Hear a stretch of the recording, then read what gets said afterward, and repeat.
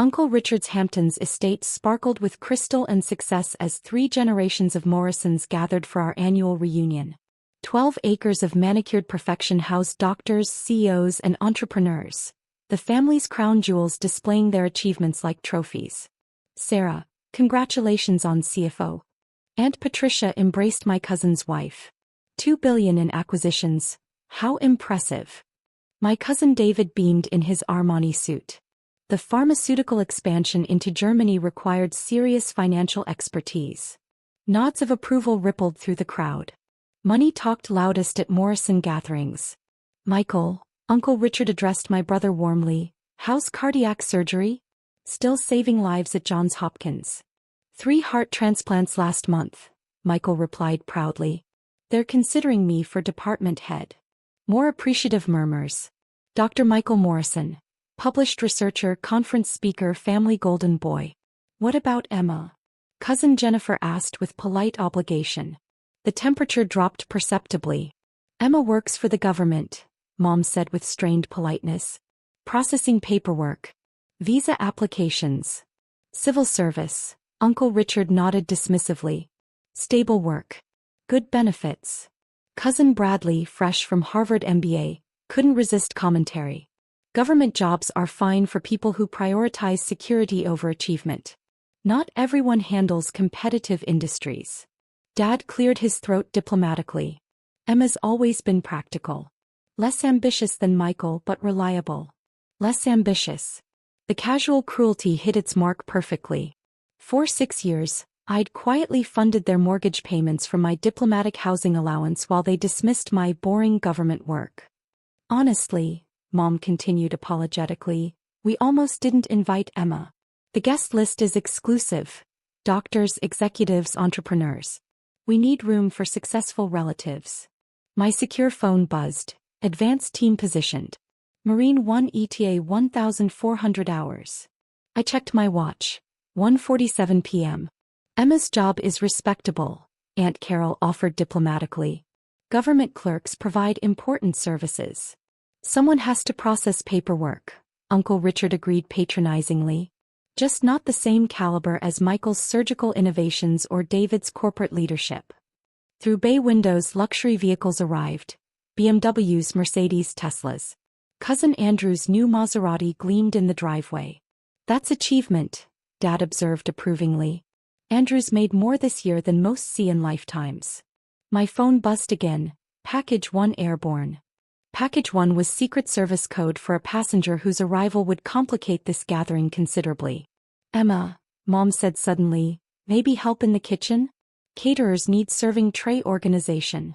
Kitchen duty. Traditional assignment for family members whose careers didn't merit social inclusion. Actually, I need to make a work call, I replied carefully. Bradley laughed. What's urgent about visa applications that can't wait until Monday? Government employees. Michael shook his head sympathetically. Always at bureaucracy's mercy. No real autonomy. Helicopter rotors hummed in the distance, growing steadily louder. Is someone expecting aircraft? Uncle Richard frowned toward windows. The Weatherbees mentioned flying from Manhattan, but not until evening. My secure phone rang. White House Situation Room. Excuse me, I stepped toward terrace doors. This is important. The dismissive glances followed me outside as Marine 1 approached Uncle Richard's helicopter pad, rotors whipping his pristine landscaping into chaos. Hold up. Ambassador Morrison, Chief of Staff Williams's voice crackled through my encrypted earpiece. The president's 15 minutes early. Ready for the security briefing? Standing by, I replied, watching confused faces through floor-to-ceiling windows. Location secure. Excellent. He wants North Korean negotiations reviewed before tomorrow's UN address. Your Seoul summit recommendations were particularly insightful. Inside, Uncle Richard pointed at the approaching helicopter with obvious annoyance. Unscheduled aircraft represented unwelcome intrusion into his controlled environment. Briefing materials ready, I confirmed. Diplomatic security establishing perimeter. Perfect. The president specifically requested your trade sanctions input. Says your economic analysis prevented potential EU crisis. Through windows, Mom gestured frantically while Aunt Patricia covered her champagne against rotor wash. Relatives pulled out phones to record what they assumed was wealthy neighbor dramatics. Marine One touched down on pristine lawn as men in dark suits emerged from materializing black SUVs, taking positions around the estate's perimeter. I stepped inside to find family in various alarmed states. Emma, Uncle Richard's voice carried sharp authority. Do you know about this? Why is military aircraft landing on my property? Government helicopter, Michael corrected precisely. Marine One. Presidential aircraft. Dead silence. The president? Mom's voice cracked. Of the United States? Bradley's Harvard MBA couldn't process the situation. Why would the president attend Hamptons' family reunion? This makes no sense. Secret Service agents established security perimeter while White House staff emerged carrying briefcases and communication equipment. This is mistake, Dad insisted. Wrong estate. Wrong family. Presidents don't drop in randomly. Cousin David pulled out his phone, probably planning livestream proximity to presidential power. Secret Service immediately gestured for him to put it away. Ladies and gentlemen, Agent Martinez announced from the terrace doorway, earpiece visible, authority unmistakable. Remain calm and follow instructions. Routine security operation. Uncle Richard stepped forward with accustomed confidence. Agent, there's misunderstanding. Private family gathering. No government business here. Martinez consulted his tablet. Are you Richard Morrison, residence owner? Yes, but... Is Emma Morrison present? Every eye turned to me as Martinez waited for confirmation. Yes, Uncle Richard said slowly. Emma's my niece. State Department employee. Processes visa applications. Martinez's expression remained unchanged. Sir, I need Ambassador Morrison immediately. The president's ready for security briefing. The words exploded like grenades. Ambassador. Mom whispered. Michael's face went pale. Morrison? There's Ambassador Morrison. Emma Morrison, Martinez confirmed professionally. United States Ambassador to European Union, reporting directly to Secretary of State. Complete silence followed. Emma's an ambassador? Bradley strangled out. 18 months. Martinez replied matter-of-factly. Previously Deputy Assistant Secretary for European Affairs. Prior, Senior Advisor for International Economic Policy. Cousin Jennifer choked. The President specifically requested Ambassador Morrison's expertise for tomorrow's United Nations address regarding ongoing diplomatic crisis with European allies. Dad's hands visibly shook. Emma, is Ambassador? To Europe. European Union. Martinez corrected. 27 member nations. Ambassador Morrison oversees all US-EU diplomatic relations, manages staff over 200 diplomats, maintains highest-level security clearance. Uncle Richard's face went white. But she processes paperwork. Visa applications.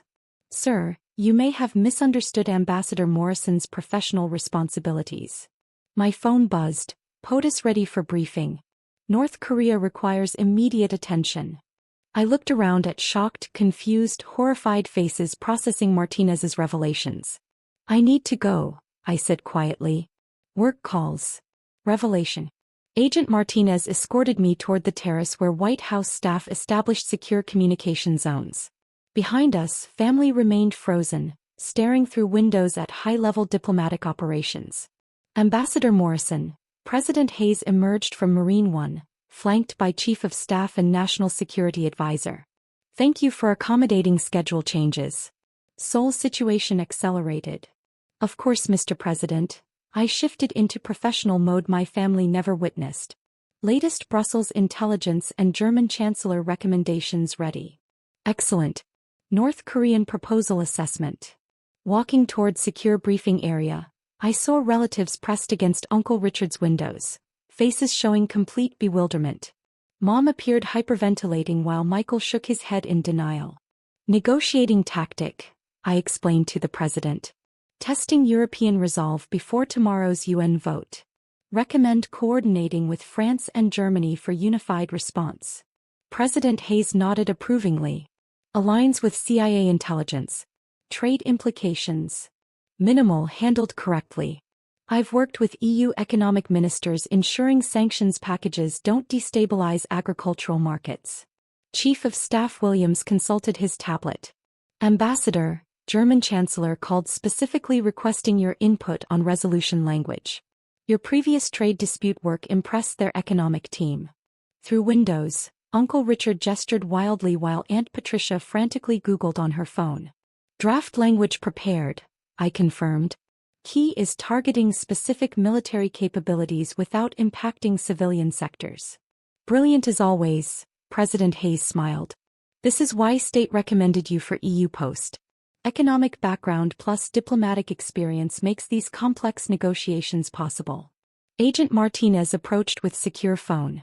Mr. President, French President holding line 1. Specifically requested Ambassador Morrison regarding tomorrow's vote. Put him through, President Hayes gestured for me to take the call.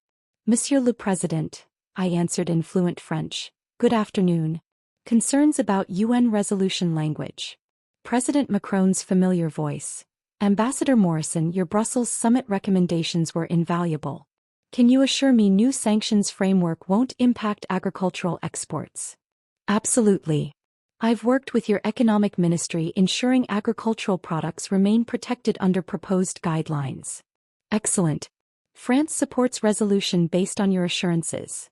As I ended the call, family had moved outside onto terrace, watching diplomatic operations with expressions ranging from awe to complete confusion. President Hayes addressed my gathered relatives with casual authority of someone commanding any room entered. Hope we're not disrupting family gathering too much, he said pleasantly. Though you should be incredibly proud of Ambassador Morrison. Her past year's work was instrumental in maintaining European stability. Uncle Richard's mouth opened and closed soundlessly. Trade negotiations alone probably prevented recession affecting millions of American jobs. Not to mention her recent German diplomatic breakthrough. Chief of Staff Williams stepped forward. Mr. President, we should mention Ambassador Morrison turned down Secretary of State position last month. Said she preferred hands-on diplomatic work to administrative oversight. Secretary of State? Dad's voice cracked. We were disappointed, President Hayes admitted. But Emma's proven our EU embassy is in exactly right hands. Europeans trust her completely, making complex negotiations possible. Agent Martinez approached with another update. Sir, British Prime Minister requesting conference call about tomorrow's vote. Specifically wants Ambassador Morrison's input on economic projections. Of course she does, President Hayes nodded. Emma's economic analysis has been foundation for most European policy decisions this year. As President's helicopter lifted off, leaving sudden quiet of settling rotor wash, family stood motionless on terrace. Finally, Uncle Richard found his voice. Emma, you're United States ambassador to European Union. Yes. For 18 months. Yes. And we've been telling people you process visa applications. Yes. Unbearable silence stretched. Why didn't you tell us? Mom whispered. I looked around at shocked faces. Same relatives who'd questioned whether I deserved reunion invitation. When would I have mentioned it? Between being told I'm not ambitious enough, or hearing government clerks should stay home. Resolution. Secret Service finished security sweeps and departed, leaving family standing on Uncle Richard's terrace in stunned silence. Helicopter pad showed scorch marks from Marine One's engines. Physical evidence the last hour actually happened. Uncle Richard attempted damage control first. Emma, we had no idea about your position. If you'd told us you were ambassador, you would have what? Treated me differently based on job title? Decided I was suddenly worthy of family inclusion. Michael stepped forward, medical authority useless here.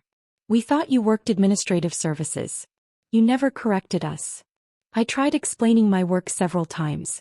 You dismissed it as boring government bureaucracy and changed subjects to your surgical cases or David's corporate deals. Mom's hands shook processing revelations. The money you've been sending for mortgage help, how could you afford that on clerk salary? Ambassadors receive substantial housing allowances. Plus diplomatic pay scales reflecting responsibility of managing international relations. Dad's face showed dawning realization of exactly how much they'd underestimated my career. European Union, 27 countries. You manage relationships with 27 countries. Among other responsibilities, yes. Bradley's Harvard MBA finally engaged. Ambassador to EU. That's one of the most prestigious diplomatic posts worldwide. Economic implications alone. Aunt Patricia emerged from Google searches. Emma, I'm reading EU ambassador position requires Senate confirmation. Security clearance above cabinet level. She trailed off, overwhelmed by scope of discovery. The president said you turned down Secretary of State? Cousin Jennifer asked hesitantly. Position was offered. I declined. You turned down Secretary of State, Uncle Richard repeated numbly. I prefer diplomatic work to administrative oversight. Casually dismissing the fourth highest government position seemed to short-circuit their remaining processing ability.